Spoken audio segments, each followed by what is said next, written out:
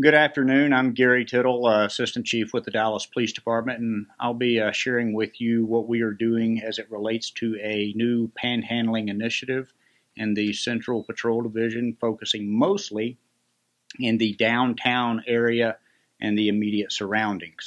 So today we have started putting officers out on the streets 16 hours each day. This operation is going to run 7 days a week, again running 16 hours per day.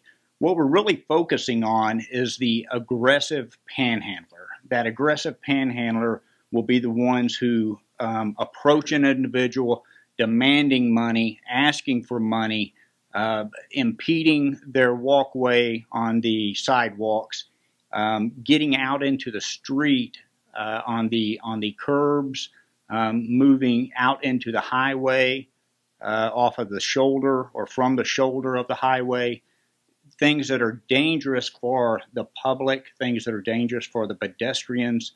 Those are the things that we are addressing with this. Again, that aggressive panhandler. We have seen an increase in the panhandling in the downtown area, and we have heard these concerns from our stakeholders in the CBD area and surrounding areas, and we are certainly addressing their concerns. We are hearing their voices, and we're responding to that. So that's what we're going to be doing as it relates to the aggressive panhandler. Again, this is something that we will be placing them in jail for. It will not be just simply a citation. However, it is a Class C misdemeanor, but we will be placing them in custody for this violation, criminal violation.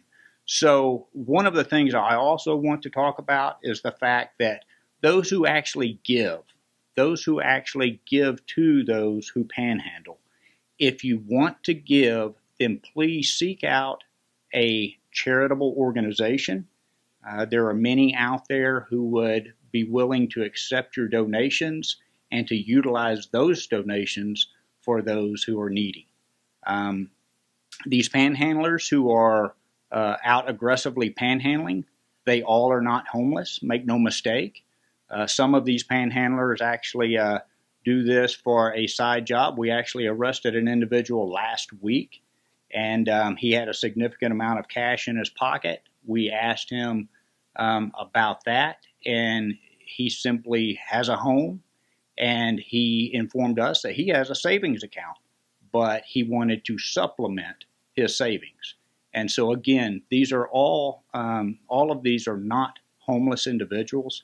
So I think that's something that we need to take note of as well.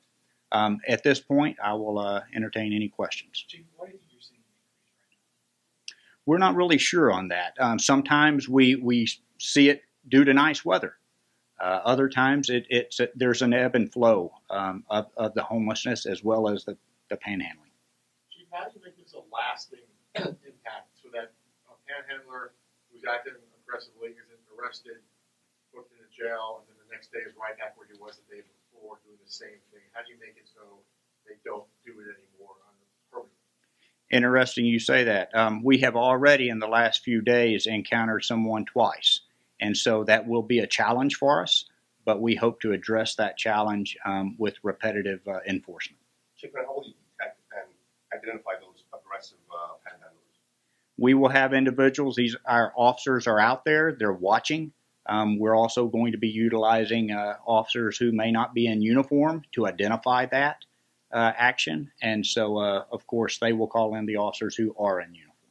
Is this targeted at all panhandlers or just aggressive panhandlers? We're focusing on the aggressive panhandling first. How do you decide Again, the definition of that, as I relayed earlier, is going to be the ones who are aggressively coming up to you saying, I need some money, give me some money, I need some change, getting out into the streets, approaching a vehicle.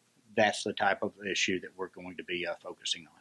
How long will this operation go for? Is there a timetable or is it played by ear? We're going to play it by ear. You're absolutely right. We're going to see the effectiveness of it and go from there. Can you talk about the diameter of this initiative being taken place?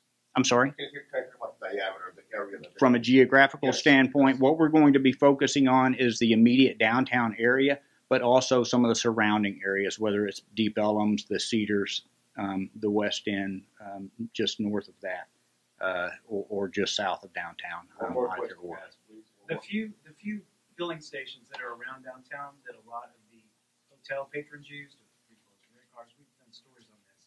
There's very few, but it seems that there's a lot of homeless and panhandling people, waiting outside or by the pumps. We are seeking information from our stakeholders.